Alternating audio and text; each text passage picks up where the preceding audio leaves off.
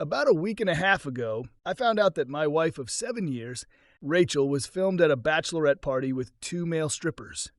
One of the girls at the party secretly recorded it on her phone and told her boyfriend, Michael, who knew me, even though Michael and I weren't close. We had a few friends in common from high school. His girlfriend made him keep the video a secret, and they managed to hide it for years. Michael and I have never been close. We only crossed paths due to mutual connections. However, Michael and his girlfriend broke up some time ago, and since then, he's been casually showing the video to his friends for entertainment. It became a recurring topic at gatherings and guys' nights out. Most of the women seen in the video were in relationships at the time. I can't help but feel they might have been mocking me, although that might be my insecurity talking, since the story never reached me or any of my close friends. This changed about 7 weeks ago when one of our mutual friends, James, had a drink with Michael. The conversation somehow steered toward the story, and Michael began joking about how his ex-girlfriend recorded a group of girls going wild at a bachelorette party, including two dancers getting involved with one of the women, who happened to be my girlfriend at the time, now my wife. Apparently, Michael had trust issues with his girlfriend back then and kept a close watch on her activities, leading her to record everything as proof of her innocence in case he suspected her of cheating. This led to her involving her friends to show her then boyfriend that she was the innocent and virtuous one. According to James, all the women, including the one with the camera, went backstage into the dancers' dressing room. My girlfriend was the only one who went all in, not just an innocent Aussie kiss and flashing. She took on both dancers simultaneously in their dressing room while her other friends gave innocent kisses and flashed. She was getting all the attention from both dancers while the other women secretly recorded. 6 weeks ago, James became aware of this situation and felt the urge to confide in me. However, he struggled with this decision because he knew about my happy marriage and shared a close bond with both of us. He understood the depth of our love, especially since we have 2 young daughters together, age 6 and 8. 11 days ago on a Thursday, James reached out to me and expressed the desire to discuss something crucial. His tone indicated the significance of the matter. I believed it was a substantial issue, possibly related to some challenges he was facing and needed someone to talk to.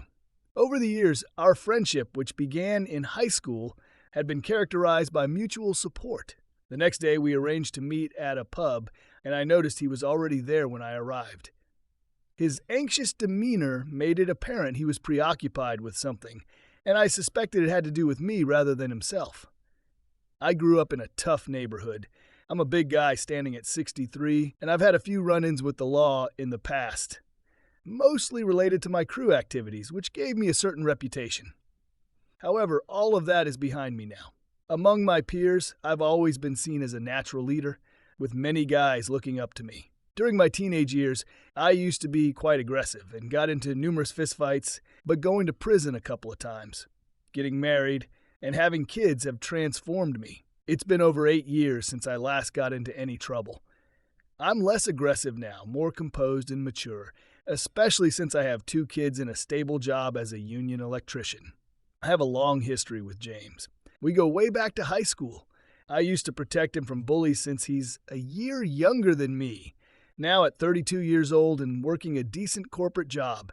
Our social circles didn't overlap much. Anyway, when I took a seat at the pub, I could sense that whatever he had to say was about me, judging from his body language. It made me quite anxious, so I turned to him, asked how he was doing, and inquired about what was bothering him. He replied that what he was about to tell me might seriously affect my relationship with my wife. But he felt I needed to know. He didn't want me to find out years down the line that he knew something but didn't tell me. He felt it would be dishonest to keep this from me. At this point, I thought he should just go ahead and spill the beans. Then he dropped the bombshell. A few weeks ago, while hanging out with some friends, one of them showed him a video from about 5 years ago. The video depicted my wife involved with 2 dancers in a dressing room. When I heard this, I couldn't believe it. I was flooded with emotions like anger, confusion, and shame all at once. I had the urge to confront him, thinking it might be some kind of prank. But deep down, I knew it was true. I distinctly remembered the day my wife mentioned attending a bachelorette party for one of her friends 5 years ago. Back then, we had been exclusively dating for about 8 months, but hadn't moved in together yet. My girlfriend came from a traditional Irish Catholic family, and she was exceptionally beautiful. I truly love my wife, so my initial reaction was to protect her honor and reputation. In the past, the old me might have even confronted James aggressively for bringing this up. Maybe that's why Michael didn't inform me earlier, knowing I had a history of rage. I inquired if James had the video, and he claimed it was on Michael's phone. He said he only saw part of it, but I suspected he was lying because usually people don't watch just part of something like that. However, that detail doesn't matter at this point. I realized James wouldn't bring me here just to play a cruel joke about my wife's affair that would be extremely risky with someone like me. So I asked him how I could contact Michael, and James said he could arrange something. I inquired if I could have Michael's phone number, and James stepped outside to make a call. We went outside together, and upon returning, he told me Michael wasn't answering but had sent a text. James assured me he'd keep me updated once he heard back. I initially wanted to leave the pub and immediately call my wife, but James advised me to take some time to think things through before doing anything rash. So I decided to stay at the pub and talk to James about my relationship with my wife, which had been great up to that point. I never expected her to be involved in something like this. During the first year of our dating, she did show a bit of a wild streak, but I didn't realize how wild it was until now. After that first year, it seemed like she had turned her life around, leaving that party phase behind. However, she does change when she drinks. When we started dating, she was still in that party phase, but that's no excuse because we were in a committed relationship when she attended that bachelorette party. Our relationship, like any other, has had its ups and downs. Her issues with alcohol were a problem at one point, but she got it under control, mainly because of our first daughter. While I was talking to James, he received a text from Michael and said he could share his number with me. I immediately called Michael and asked if we could meet so he could give me the video on a flash drive. He told me he was out of town and would return next week. I expressed my interest in obtaining a copy of the video and inquired about how much he wanted in exchange for deleting it from his phone or any other storage. I hoped Ted agreed to delete it willingly, but he asked for $12,000. This was one of the reasons I never liked Michael. I managed to negotiate it down to $11,000. There seemed to be no reason for him to hold on to this video. My wife and his ex-girlfriend were no longer friends, and his ex-girlfriend likely wouldn't hold it against him. I think he was just being a jerk. However, I was glad he asked for money because it allowed us to create a legal agreement preventing him from releasing the video to the public, leaving me as the sole owner of the only copy. My aim was not only to protect my wife, but also my daughters and myself from further embarrassment. The thought of a tape of my wife circulating on the internet would be a significant embarrassment for my family. I wanted to control the situation as much as possible before dealing with my wife later. From what I've heard, the video is too explicit to even contemplate. That night, I was too intoxicated to drive, so I had to take a cab home and leave my car in the pub's parking lot. When I got home, I could barely walk through the door. All I remember is calling my wife a cheater and passing out. I wanted to confront her that night, but I was too intoxicated to handle it. The next morning, I woke up with a hangover on my couch, wrapped in a blanket.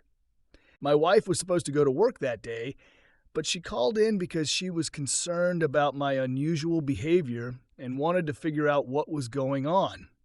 She handed me a glass of water as I sat there, and after taking a sip, she asked me what was bothering me.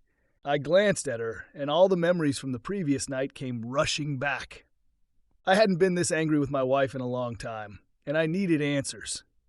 The images of her with those two dancers were all I could think about. When I looked at her, I couldn't even find words to speak. I just started sobbing like a baby. I couldn't remember the last time I cried, and that was one of the lowest moments in my life.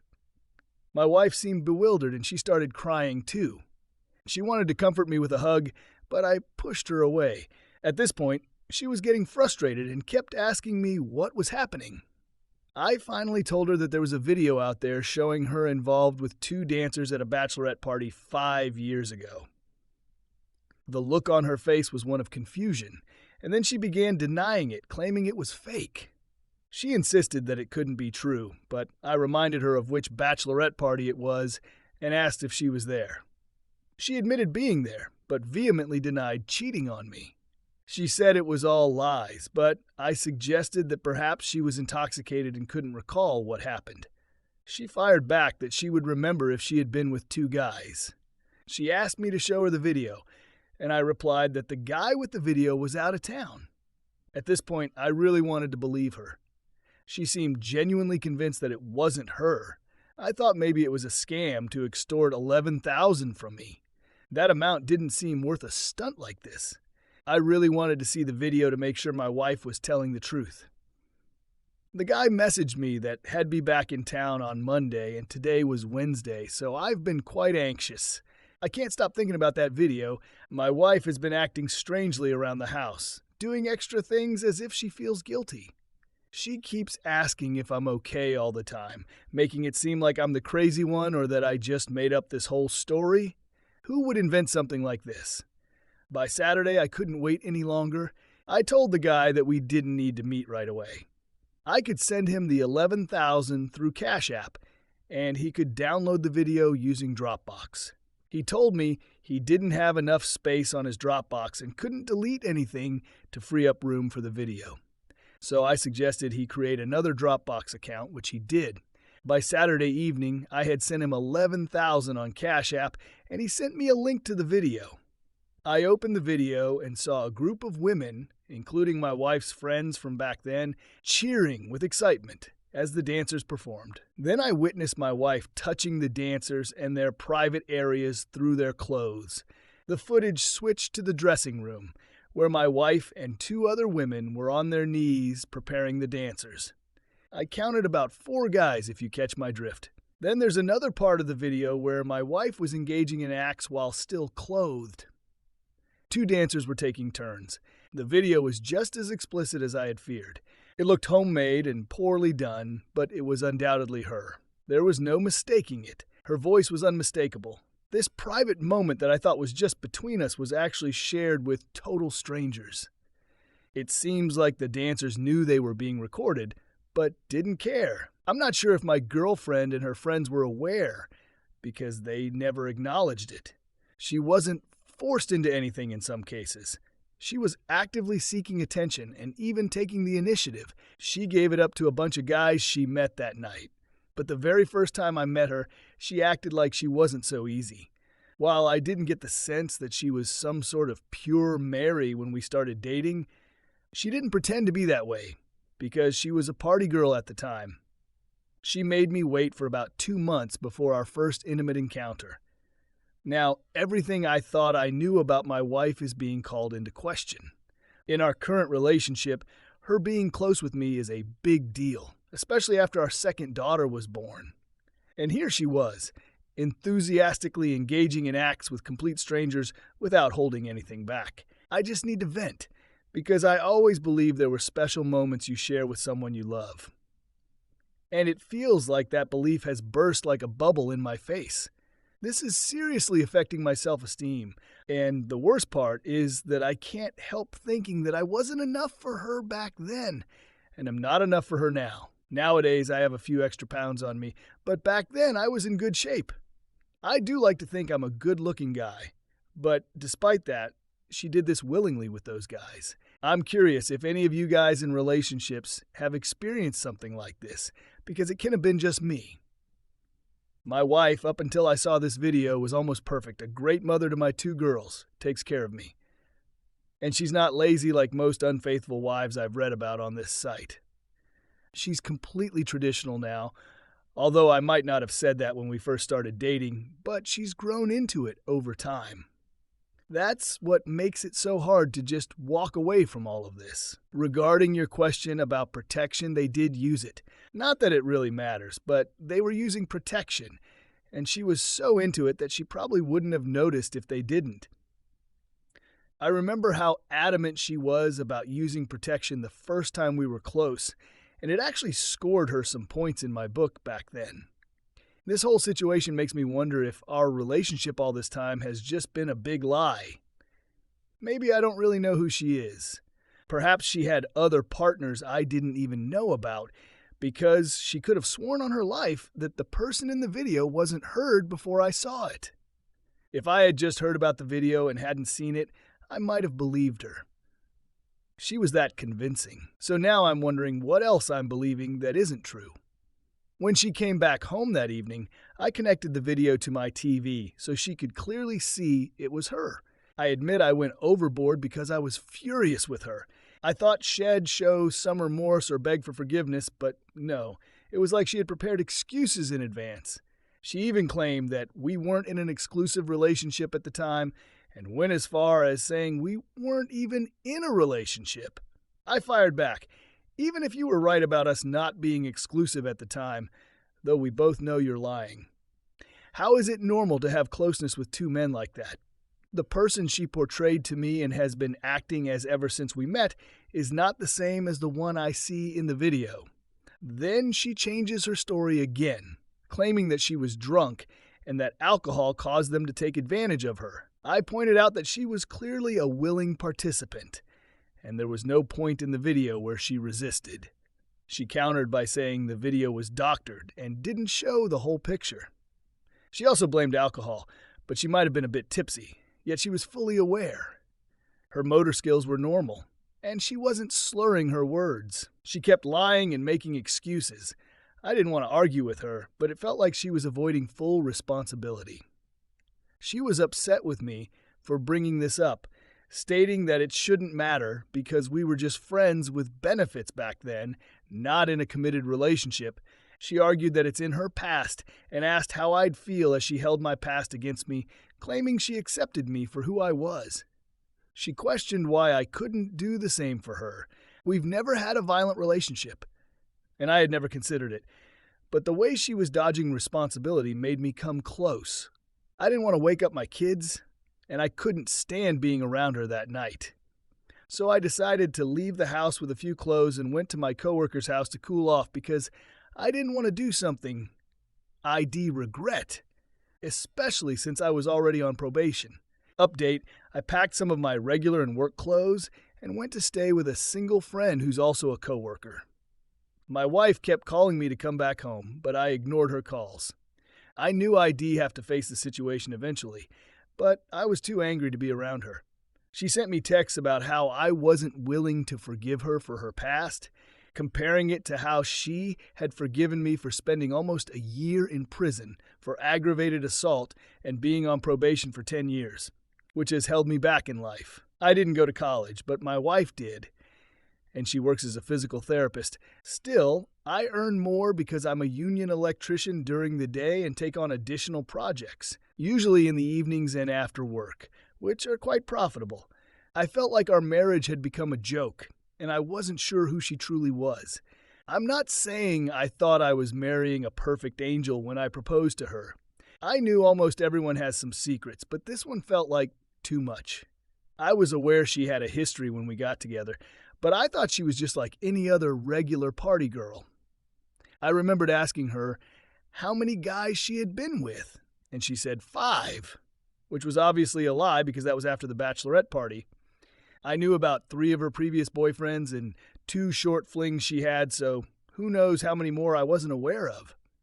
Still, a part of me believed that despite all this, we still had a great relationship, but another part of me wondered what other lies. She had told me at this point I was deeply confused, and my life felt like it was falling apart. I couldn't stay with my friend for too long because I had electrical projects to work on and deadlines to meet. My house also served as storage and an office for all my equipment, so I couldn't hide out at my friend's place indefinitely. 2 days later, I had to return home because I still had shared responsibilities as a dad and a contract deadline to meet. The thought of divorce or legal separation hadn't even crossed my mind yet. I was still trying to process all the information. I felt deeply depressed, lost my appetite, and had a strong need to talk to someone. My dad has always been there for me in times of trouble, although when I was younger, I didn't often heed his advice, which got me into a lot of trouble.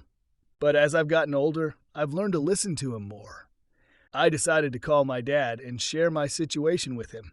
He was surprised because he too didn't expect my wife to be that kind of woman, although he knew she had a somewhat troubled past. Much like myself, my parents had grown fond of my wife because they believed she brought out the best in me and considered her a positive influence on my life. She had a knack for showing them the side of her that she wanted them to see, and she was quite good at it. Most people who knew her wouldn't think she was that kind of person, unless perhaps you were one of her close friends. My dad has been married to my mom for 37 years, so he has some wisdom about relationships.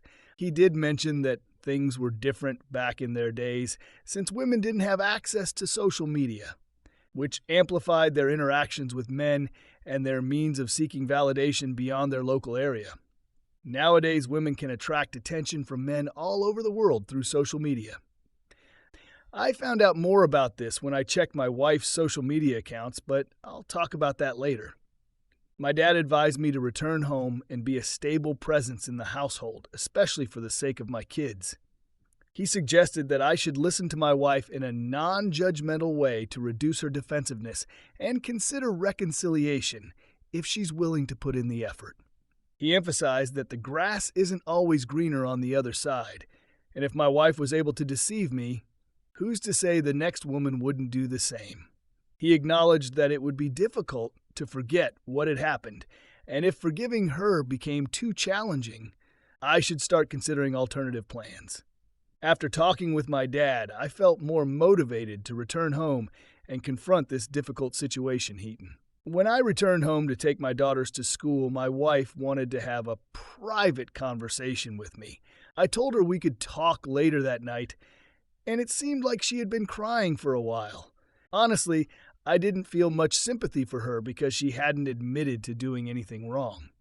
I received a text from Michael stating that he had deleted his copy of the footage and no longer had it. Since I couldn't verify this, I had to take his word for it. I also informed him that I would be sending him some legal papers as we had agreed upon. That evening, my wife was already at home when I returned. I was prepared for her to come clean and confess that she had cheated on me, essentially admitting that she had lied and presented herself differently at the beginning of our relationship. She was sitting on the balcony when I arrived, but even looking at her, I felt like I was staring at a stranger. The image I had of her before seemed to have shattered. I used to think that I was the only one with a troubled past, but at least everyone knows about mine, and am willing to take responsibility for it. When I got home, she was on the balcony. We usually spent time there, especially in the summer when the weather in Oregon is usually pleasant during that time. She greeted me when she saw me, but I didn't respond.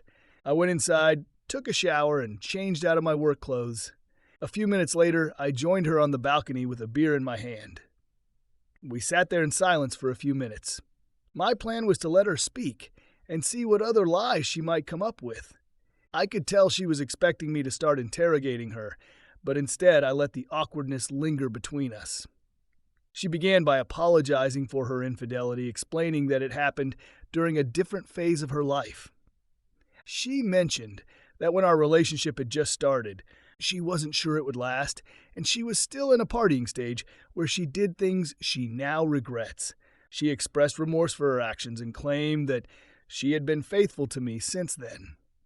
I interrupted and asked her why she had been intimate with those men on the same night she met them.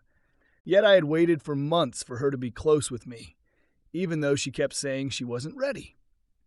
Her response was that she wanted our first time together to be special and meaningful, unlike her encounter with the dancers, which she said didn't mean anything to her. This explanation made no sense to me. I pointed out that she had been on her knees with them on the first day, so why did I have to wait for a special occasion? It felt like she was using closeness as a reward for me while she freely engaged with strangers in an explicit manner in front of her friends. I also asked her if there were any other affairs she had that weren't recorded on tape. She insisted there were none, but I expressed my disbelief. She suggested that I check her phone and social media, stating that she was telling the truth. I mentioned that if she had enough time to edit her story, she had enough time to delete any incriminating evidence from her phone. Although I didn't really expect to find anything on her phone, I decided to take her up on the offer. She gave me access to her passwords for everything. After our conversation, while I felt she had admitted to her wrongdoing to some extent, I still believe she wasn't revealing everything. The seed of doubt had been planted, and I couldn't trust her fully anymore. Nevertheless, I decided to follow my dad's advice and give our relationship another chance. That night, I couldn't bring myself to sleep in the same bedroom with her, so I asked her to sleep in the guest room. The next day, I initially resisted the urge to check my wife's social media because I didn't expect to find anything. I figured she must have cleaned everything up if she had something to hide. However, I couldn't stop thinking about it, and I found it difficult to concentrate at work. Eventually, I gave in and logged into her social media accounts, reading all her messages. I started constantly monitoring her social media, and I soon realized how unhealthy this behavior was. While she wasn't posting explicit content, it surprised me how many guys were messaging her. I noticed that she was deleting these messages to hide them from me because I had notifications set up, and when I tried to check a message, it would be gone by the time I got to it. I thought maybe attractive women typically received this kind of attention, even those who aren't posting anything suggestive. Most of the men messaging her were from the Middle East and South Asian countries, so there wasn't much to worry about in that regard. A week later, our relationship was still strained, although we were at least talking. We hadn't been close since I discovered the affair, but my wife was making efforts to reconnect. And she was growing tired of my constant reluctance to move past this. We had a conversation where she suggested we see a marriage counselor because she couldn't bear my behavior any longer. I explained to her that this was not something I could easily let go of just by talking to someone. I wasn't sure if our marriage could survive this affair, and my obsessive monitoring of her social media and text messages was taking a toll on me. So, I decided to stop, even though it made me feel worse because it seemed like I couldn't trust her. I even began to feel like people were talking behind my back. Once, I was at a local bar with some friends and saw some acquaintances hanging out with Michael. I felt like they were looking at me and then turning away when I noticed them. It felt like they were mocking me. I thought I might be paranoid, but because of the video, I couldn't help but feel like everyone was laughing at me behind my back. It was a really disheartening feeling, and it left me feeling depressed, ashamed, and sometimes even angry. I felt disrespected, and the old me would have confronted them and given them a piece of my mind. These were grown men acting like little kids, but I guess some people never really grow up. Instead of confronting them, I decided to leave the bar and head home early. It had been 2 weeks since D-Day, and during that time, I hadn't been intimate with my wife. I was trying to give marriage counseling a shot because I was having a hard time moving on and getting close to my wife. The affair was constantly on my mind. My wife scheduled some counseling sessions, and we arranged for a babysitter to watch the kids while we attended. Before our first session, I was concerned that the therapist might blame me for everything, as I had seen mentioned on this site. However, that wasn't the case. The therapist addressed my wife in a polite but direct manner. I won't go into all the details, but it felt like a thorough examination to get my wife to be completely honest and rebuild my trust. More truths came out, and my wife's reactions made me think there might be more incidents like that, although we might never know the full extent. I didn't feel like my wife was telling the whole truth, and the therapist seemed to share my doubts. The therapist encouraged us to work on reconciliation and provided us with techniques to rebuild trust. However, I wasn't convinced that reconciliation would work because my wife seemed to want to control what I knew. After our third counseling session, it seemed like my wife was losing interest because she felt like she was constantly under attack. I was learning things about her that I had no idea about. and a side of her personality emerged during the sessions that she wasn't comfortable with. She even tried to persuade me to switch to another therapist, but I declined. She started making excuses like showing up late and claiming she was too busy with work to prevent us from attending. Sometimes she would call ahead of time to cancel without letting me know. All of this led me to believe that she wasn't making a genuine effort to take responsibility for her actions. This was about 6 weeks after I found out about the affair. Update: I finally talked to that friend who told me about the video involving my wife. I asked if he knew how many people were aware of it. He said he was actually one of the last to find out among his friends. Many people we went to high school with, and most of his friends already knew about it. He mentioned that he stumbled upon it by accident. I also asked him about the guys who were making fun of me the other day, and it turns out they knew about it too. So I wasn't imagining things. It felt like most of the guys I encountered in our town knew about the video, and I was the last to find out. That was really embarrassing for me. When I got home, I shared with my wife how much it bothered me that so many people had seen the video, and there was a chance it might still be out there. She suggested that we should move away from the area, and she was willing to change her job. It seemed like she had been thinking about moving even before I found out about the video. I just had a hunch. It appears she might have been ahead of me in knowing about the rumors regarding the video, and as a possibility she knew about it before I did. I thought it might be a good idea to reach out to some of the friends who were in the video. Some of them are no longer friends with my wife, and some are still friends, but might not be honest with me since they'd want to protect her. Others who weren't her friends have moved away. I tried messaging them on Facebook, but none of them have responded yet. Update: it's been 3 months since D-Day, and I ended up being intimate with my wife. She had been deliberately trying to seduce me around the house, and one night I gave in. It was more about desire and frustration than love, unlike before. For the first time since I found out about the video, she stayed in the master bedroom. The following night, she tried to initiate closeness again, but I wasn't interested. I usually don't refuse closeness with my wife, so she got frustrated. She was willing to do things in the bedroom I used to beg her for, but I just wasn't into it. She attempted to cuddle with me, but it felt suffocating. I endured it for one more night, then I couldn't take it anymore, so I started sleeping on the couch because I couldn't sleep otherwise. The next day, she said she hated seeing me suffer like this over nothing, and suggested giving me a hall pass for a year.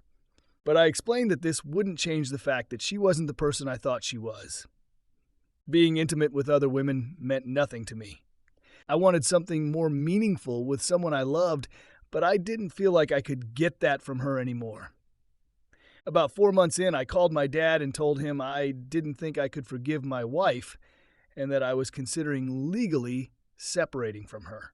My dad suggested I move to another place for a couple of months, thinking that some time apart might help. When I got home that day, I told my wife I'd be looking for another apartment close by so I could still see the kids as often as before. She pleaded with me, but my mind was already made up. Update: a week later, I signed a month-to-month lease for a furnished studio apartment near my house. All this time, I've been having doubts about the whole separation idea. I didn't want to move away from my kids or leave my wife.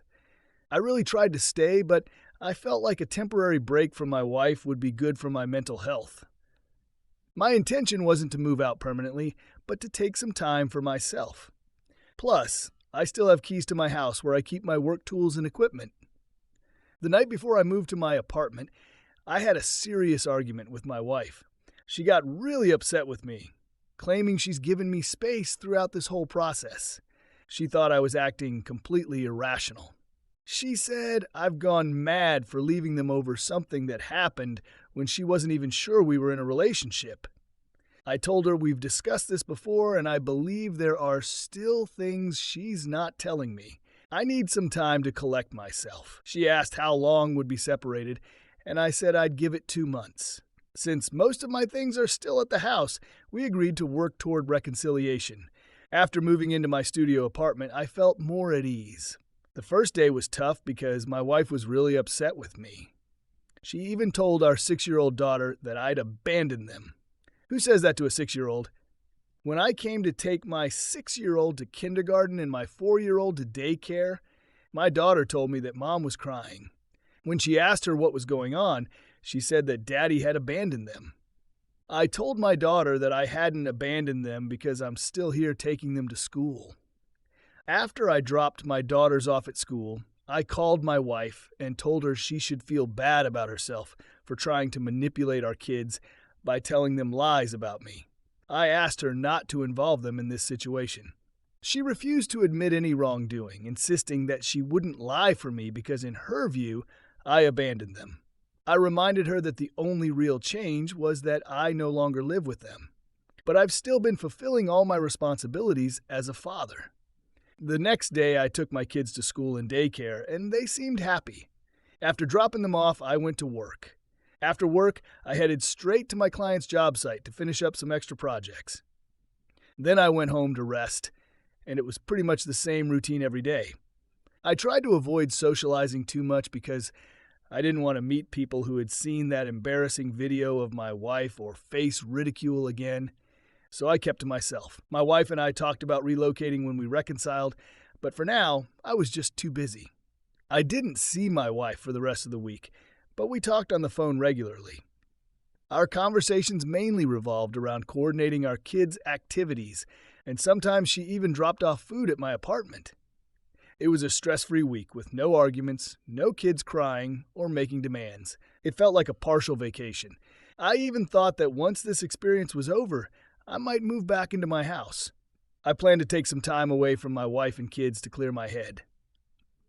Some of my friends go on week-long hunting trips every season in places like Utah and Nevada. There's one coming up next month, and I've been invited. I've put it off before because my wife always found a reason why I shouldn't go, and I usually agreed. The prices can be steep, but my buddy secured a group discount for us. The hunting trip was still a month away, but I've already purchased my ticket. Well, I'll be traveling in my buddy's RV, and it promises to be a lot of fun. It's something to look forward to during these challenging times. The next couple of weeks followed a similar routine. However, in the middle of one week, my wife called me because the dishwasher had broken down, and she asked me to come and fix it. When I arrived at the house to repair the dishwasher, I was surprised. The living room looked completely different.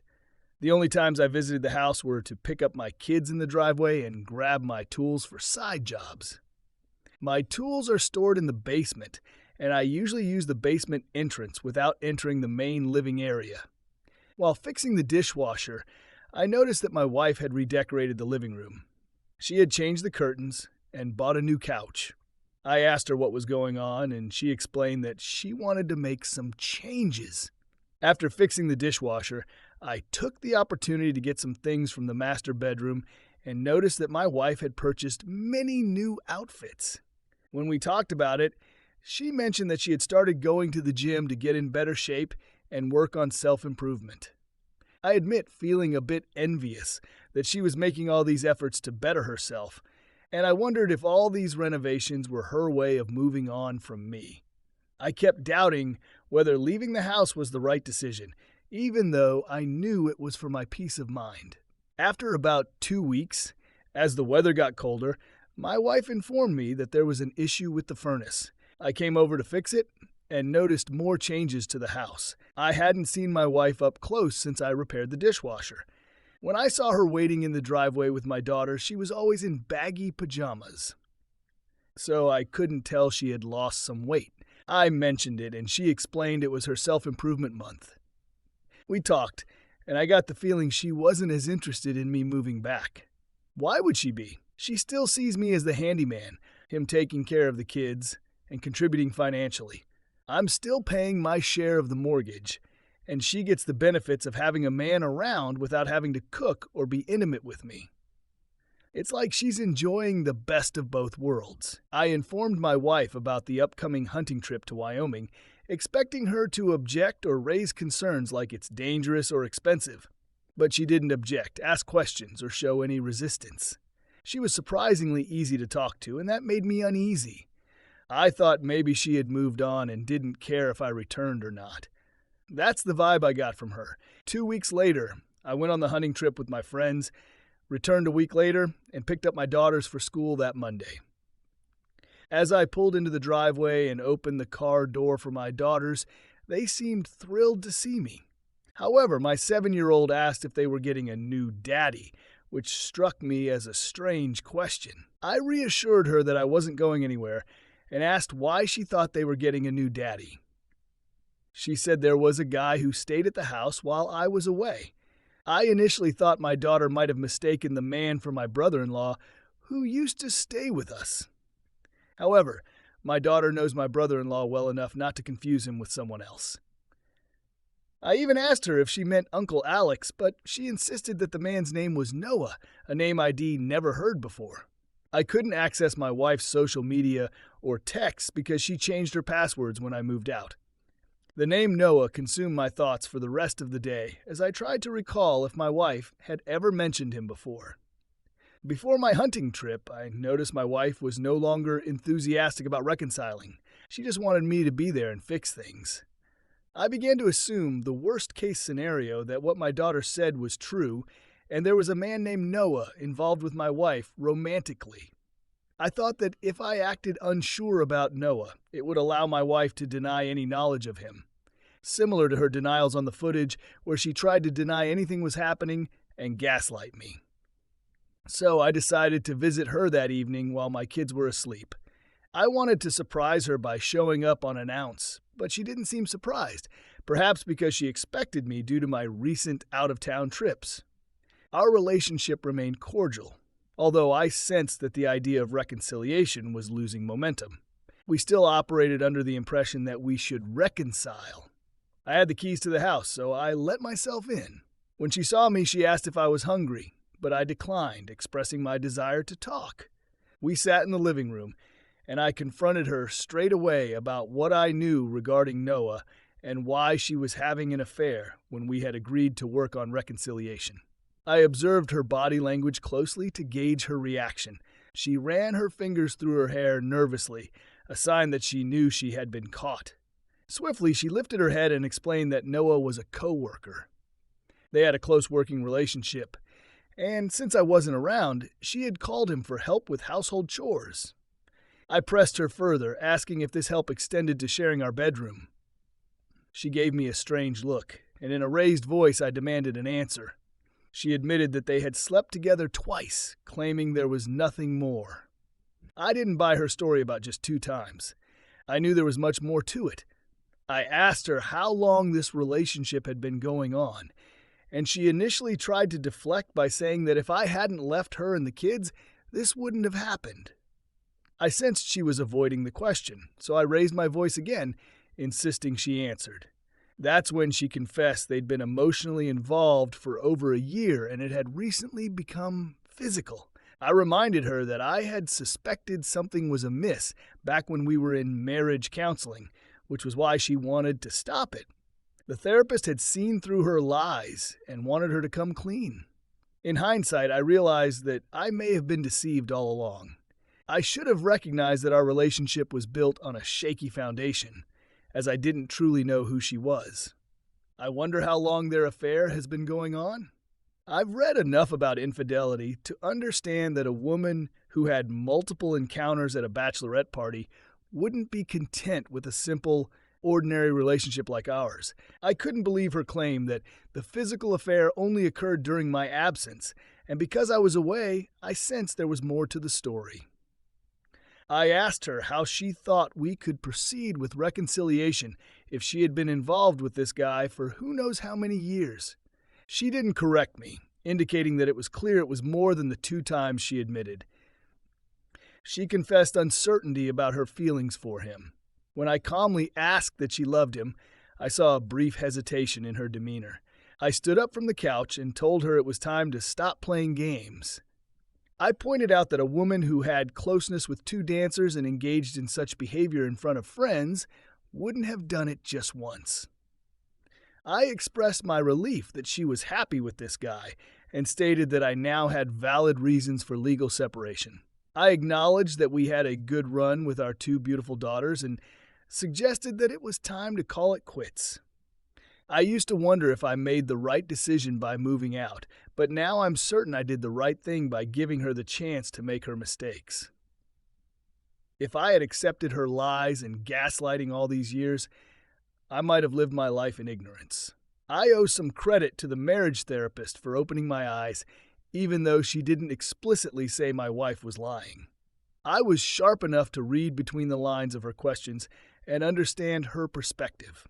It was like one dishonest person recognizing another, and I was just a learner in their midst. At that moment, I realized my wife was skilled at covering her tracks. I still had a feeling there was more to the story, and I suspected she was withholding something. When I got up from the couch to leave, she told me she still loved me, but I ignored her and walked away. I went home that day upset because I knew I wouldn't be able to see my kids as often as I'd like. I understood there was no turning back from this, but at the same time, I felt a strange sense of relief because I had been proven right and her true colors as a cheater had been revealed.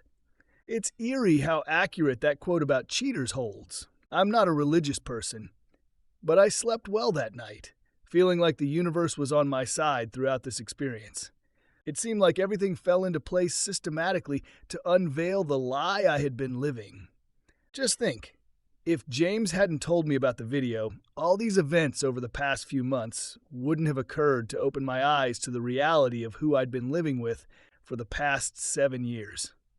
I called my dad the next day to share everything I had just discovered, and he reassured me that I handled things well. He told me not to blame myself because it wasn't my fault, and that everything happens for a reason, bringing what was hidden into the open. Right now, my primary concern is the safety of my daughters. I need to know who the man my wife has introduced to them is. You've probably heard about individuals who date single moms with daughters for harmful reasons, and I wouldn't forgive myself if something like that happened to my kids. The next day, I picked up my children from school as usual. My wife called me to discuss our situation and mentioned she still wanted to reconcile with me, promising to cut off contact with the other man. I reminded her that she had been in a relationship with him for years, so that wasn't the main issue anymore. For the first time, she challenged my belief that their relationship had been ongoing for years, claiming it only became physical recently when I abandoned her and the children. I saw this as an obvious attempt to deflect the blame, and I wasn't buying it. I pointed out that while we were supposed to be working on reconciliation, she had engaged in a physical relationship and even invited the man into our marital home. Instead of seeking revenge, I believed the right thing to do now was to get a divorce and focus on our daughters because she had already given up on our relationship a long time ago. She responded by blaming me for giving up when I left home, and I hung up the phone to avoid arguing with her. Despite her beauty, I knew she wouldn't struggle to find another man, possibly even better than me. I hoped she would find someone better for the sake of my daughter, as the worst-case scenario would be if she were having encounters with random men in my house, putting my daughters in danger. The next day, I reached out to one of her coworkers, who had worked with my wife for 2 years at the hospital, as well as at her previous job. I called her unexpectedly and explained that I had recently suffered a work-related injury and needed a male physical therapist. I mentioned that my wife had recommended someone named Noah and asked if she knew anything about him. I framed it this way because I knew she was knowledgeable about the workplace. She replied that she didn't know any Noah, and the only Noah she was aware of had been one of my wife's former clients at their previous job. I thanked her and ended the call. I realized that my question to her had been somewhat deceptive, and she might eventually ask my wife about it, so I decided to confront my wife about her obvious lie regarding Noah being her coworker. I couldn't wait to discuss this with her in person. Moreover, there was no telling when her coworker might call her and inform her about the strange call she received from me, her husband. Therefore, I acted promptly by calling my wife to address the issue. I asked her why she had lied to me about the identity of her affair partner, pointing out that Noah had been her client for more than 2 years, and she had lied about it. I told her it was my right to know that she wasn't bringing home strangers and potential dangers to our daughters. She responded by saying that Noah wasn't a dangerous person. He was a widower and a businessman who owns several hotels in the area. She claimed he was a clean and trustworthy person she had known for years, and he had been her client when his wife tragically passed away. She mentioned they had good chemistry but couldn't pursue anything due to her marriage. However, when I left them, she decided to give it a try. Interestingly, she kept trying to shift blame onto me while also admitting her own fault in the same sentence. After my call with my wife's coworker, I strongly suspected that my wife had been involved in a physical relationship with one of her wealthier former clients for well over 2 years, or possibly more. I decided to do a background check on him, and thankfully, he doesn't seem to have a history of criminal activity. I'd be dishonest if I didn't admit feeling a bit envious because this man was more successful than me. However, I also realized the importance of uncovering the truth about my wife continuing her secretive affairs after the Bachelorette incident. It was crucial for me to start fresh. Some of you might suggest the DNA test for my daughters, but I don't think it's necessary because they resemble me. To keep it short, 2 months later we got a divorce, and I sold the house, splitting the proceeds. My wife moved in with her affair partner who owns multiple properties, although his main residence is 50 miles away. I, too, relocated to another city for a new beginning. I found a better-paying job and rented a condo with enough space to store my work equipment. Despite the challenges of adapting to a new area and securing contracts, I welcome the opportunity. Although I miss taking my kids to daycare every day, we share custody of my daughters and I get to see them every other week. Life after divorce isn't as bad as I thought, and the custody arrangement provides me with time to pursue my hobbies. I haven't ventured into dating as I've been quite focused on work, and I don't foresee entering a long-term relationship anytime soon. Thanks for watching. Do you think ending the marriage was the right choice, or should he have tried to reconcile? Share your thoughts in the comments, and don't forget to like and subscribe for more stories.